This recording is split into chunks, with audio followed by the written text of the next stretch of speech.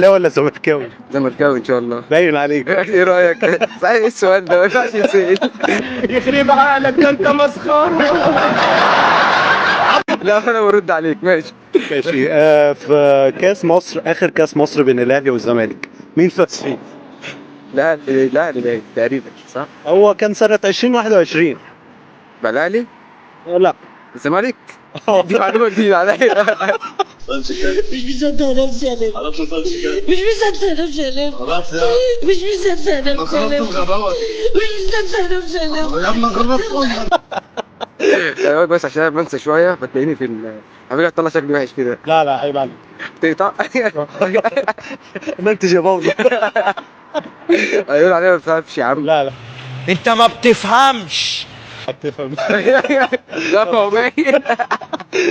طب تتوقع الماتش الجاي كام؟ لا ان شاء الله مثلا نقول كده 2 3 في عبد الله السعيد يعني. حلوة ومرة مش كنا متعهدين يا عبد الله؟ ليه تنسى دلوقتي عشرة بقالها سنين يا حبيبي؟ اخو عبد الله السعيد هيروق يعني. يعني اديني رقم كام؟ يعني مثلا 2-0 مثلا.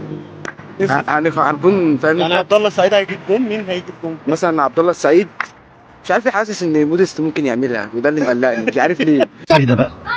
ايه ده؟ والله يا عم. طب انت قلت 2-0، موديست هيعملها ازاي؟ ما هو ممكن يعملها بقى ان هو يجيبها يبقى 2-1 عادي واتوقع. ممكن يطلع غلط. مش طبيعي يطلع صح.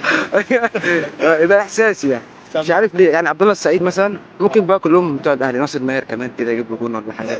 سندوتشات كده، جبنه كده وجبنه بيضه وحلاوه ولانشون وروز بيف، كل واحد معاه ازازه شيفن كده يشربها لوحده كده، يبقى مبسوط كده.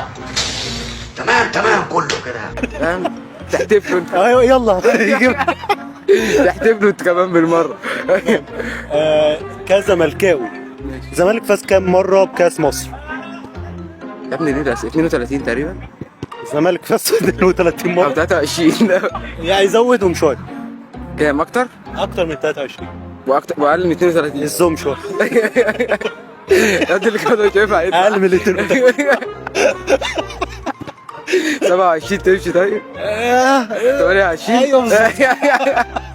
خلي انت مذاكر قبل البتاع وتيجي تحرجنا انا. طب عبد الله السعيد هيلعبهم ولا إيه؟ هيرعبهم. هو راعبكم كده كده اصلا انت واقف ورا الكاميرا مرعوب. أنا ولا أهلاوي ولا زملكاوي على فكرة. بجد والله. والله. ماشي.